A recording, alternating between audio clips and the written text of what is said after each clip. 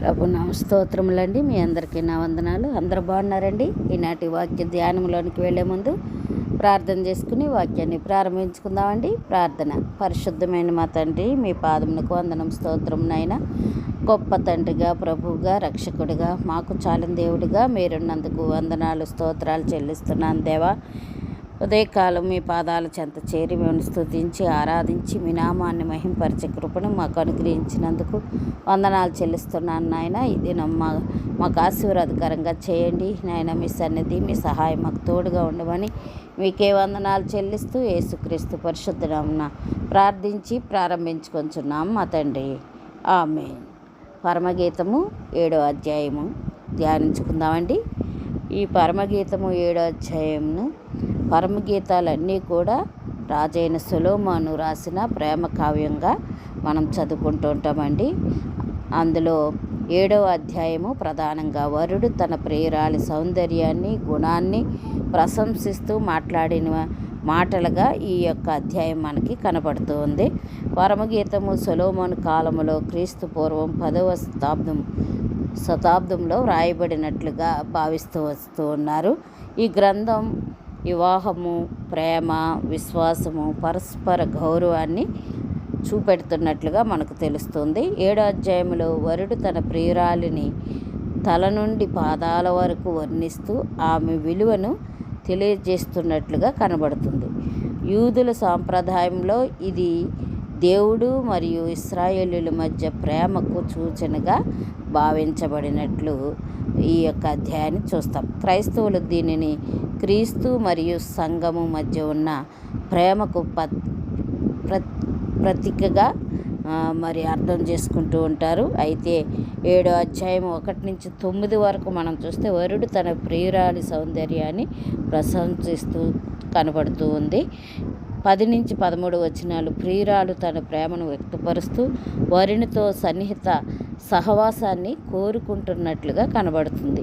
పరస్పర ప్రేమ, విశ్వాసం, ఆనందం ఈ అధ్యాయంలోని ప్రధానంగా చెప్పుకోతగ్గవగా మనకు కనబడుతూ ఉన్నవి. ఈ యొక్క అధ్యాయంలో మనం చూస్తే దేవుడు తన ప్రజలను ఎంతో విలువైన వారిగా చూస్తున్నట్లు కనబడుతుంది. నిజమైన ప్రేమ గౌరవం, విశ్వాసం మరియు అంకిత భావంతో నిండి ఉంటుందని ఈ అధ్యాయం మనకి రూఢిగా తెలియపరుస్తుంది. క్రీస్తు తన సంఘమును ప్రేమించినట్లే విశ్వాసులు కూడా మరి క్రీస్తుతో సన్నిహిత సంబంధాన్ని కలిగి ఉండాలని ఈ అధ్యాయం మనకి నేర్పిస్తుంది. ముఖ్యంగా మనం ఈ అధ్యాయంలో చూస్తే నేను నా ప్రేణదానను అతని కోరిక నా మీదనే ఉన్నదని ఈ 7వ అధ్యాయము 10వ వచనంలో మనం చూస్తాం. దేవుని ప్రేమలో విశ్వాసి భద్రత కలిగి మరియు ఆనందాన్ని కలిగి ఉంటారని ఈ అధ్యాయం మనకు తెలియజేస్తున్నట్లుగా చూడవచ్చు. 7వ అధ్యాయంలో వరుడు తన ప్రియురాలి సౌందర్యాన్ని, విలువను ఎంతో ప్రేమతో ప్రశంసిస్తున్నట్లుగా కనపడుతుంది. ఆమె అందం మాత్రమే కాకుండా ఆమె ప్రత్యేకతలను కూడా మరి కొనియాడుతున్నట్లుగా కనబడుతుంది. తర్వాత ప్రియురాలు తన ప్రేమను వ్యక్తపరుస్తూ తన ప్రియుని దానని మరియు అతని ప్రేమ తనపై ఉందని ఆనందంగా ప్రకటిస్తున్నట్లుగా కనబడుతూ ఉంది. పరస్పరం ప్రేమ మరియు గౌరవం కనబడుతుంది. ఒకరినొకరు విలువైన వారిగా చూడటం అనేది ఈ అధ్యాయంలో మనం చూడవచ్చు. ప్రేమలో విశ్వాసం మరియు అంకిత భావం కలిగి ఉన్నట్లుగా మనము ఈ అధ్యాయంలో చూస్తాం. కలిసి ఉండాలనే కోరిక మరియు ఆనందాన్ని ఇక్కడ ఈ అధ్యాయంలో మనం చూస్తున్నాం. దేవుడు తన ప్రజలను ఎంత ప్రేమగా, విలువైన వారిగా చూస్తాడో ఈ అధ్యాయం మనకి గుర్తు చేస్తుంది. అలాగే విశ్వాసులు కూడా దేవునితో సన్నిహిత సంబంధంలో జీవించాలని ఈ అధ్యాయం మనకి తెలియజేస్తుంది.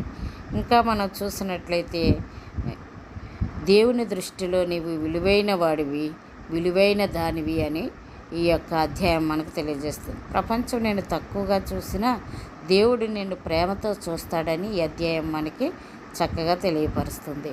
మన బలహీనతలు, లోపాలు ఉన్నప్పటికీ దేవుని ప్రేమ మనపై తగ్గదని ఈ అధ్యాయం మనకి తెలియపరుస్తుంది. ఇంకా మనం చూస్తే దేవుడు తన ప్రజలను అమూల్యమైన వారిగా చూస్తారని ఈ అధ్యాయం మనకి తెలియపరుస్తుంది. ఇంకా మనం చూస్తే దేవుని ప్రేమ స్థిరమైనదని మనం చూడవచ్చు. అందుకనే పరిస్థితులు మారిపోవచ్చు, ఏదైనా మారిపోవచ్చు, కానీ దేవుని ప్రేమ మారదని అధ్యాయం మనకి తెలియజేస్తుంది. ఆయన సన్నిధిలో శాంతి, భద్రత, సంతోషం లభిస్తాయని ఈ అధ్యాయం ద్వారా మనము నేర్చుకుంటూ ఉన్నాం. దేవునితో నడిచే జీవితం ఆత్మీయ ఫలాలను కలిగి ఉండాలని ఈ అధ్యాయం మనకి నేర్పిస్తుంది. ఇంకా మనం చూస్తే ఈ అధ్యాయంలో నీవు నా ప్రియమైన వాడివి, నా ప్రేమ నీ మీద ఉందని, కాబట్టే భయపడకండి, నిరుత్సాహపడకండి, దేవుని ప్రేమలో నిలిచి ఆయనతో సన్నిహితంగా నడవండి. అప్పుడు మీ జీవితము ఆయన మహిమకు సాక్ష్యంగా ఉంటుందని అధ్యాయం మనకి తెలియజేస్తోంది. క్రీస్తు తన సంఘాన్ని ప్రేమతో చూస్తాడు. దేవుని దృష్టిలో ఆయన ప్రజలు విలువైన వారుగా కనబడతారు. నేను నా ప్రియనదానను, అతని కోరిక నా మీదనే ఉన్నదని ఈ వాక్యం ప్రేమలోని భద్రతను, విశ్వాసాన్ని మరియు సంపూర్ణ సమర్పణను తెలియజేస్తున్నట్లుగా కనబడుతుంది. విశ్వాసితనను పూర్తిగా దేవునికి అప్పగించుకోవాలి. దేవుని ప్రేమ ఎల్లప్పుడూ తన ప్రజలపై ఉంటుందని వారు విశ్వసించాలి. ప్రియురాలు తన ప్రియునితో కలిసి వెళ్ళాలని, ప్రేమను పంచుకోవాలని కోరుకుంటుంది. ఇది ప్రేమలోని ఐక్యతను కనుపరుస్తున్నట్లుగా మనకు తెలుస్తుంది. దేవునితో సన్నిహిత సహవాసం కలిగి ఉండాలి. దేవుని ప్రేమలో జీవించినప్పుడు ఆత్మీయ ఫలాలు ఫలించే వారంగా కనిపిస్తాము. దేవుని దృష్టిలో మనం అమూల్యమైన వారము. దేవుని ప్రేమ స్థిరమైనది మరియు మారనిదని మనము గమనించాలి.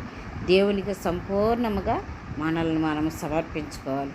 దేవునితో సహవాసం కలిగి ఆత్మీయ ఫలాలను ఫలించే వారంగా మనం ఉండాలని దేవుడు కోరుతూ ఉన్నాడు.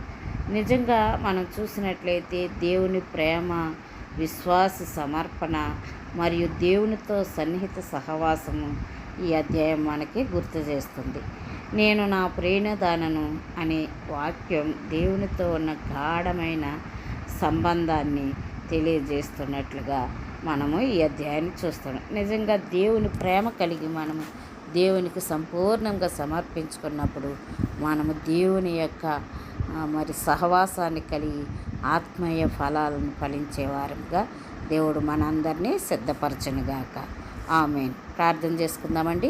పరిశుద్ధమైన మా తండ్రి, మీ పాదమునకు వందనము, స్తోత్రము నాయన. ఈ దినం వాక్యం ద్వారా మాతో మాట్లాడిన దేవా, మీకు వందనాలు, స్తోత్రాలు మా తండ్రి. ప్రభువా, గొప్ప దేవాని స్తోత్రములు నాయన. నేను నా ప్రియనదానను అనే ప్రభా ఈ యొక్క సోలమితి చక్కగా చెబుతూ ఉంది. ప్రభా, మేము కూడా నీ ప్రజలము, నీకు ఇష్టలముగా జీవించే కృప మాకు అనుగ్రహించమని నాయనా, మీకు సాక్షులుగా ఈ లోకములో మేము జీవించటానికి మీ సహాయం అనుగ్రహించమని నాయనా మీకు వందనాలు చెల్లిస్తూ యేసుక్రీస్తు పరిశుద్ధ నామమున ప్రార్థించి వేడుకొంచున్నాము మా తండ్రి. ఆమేన్.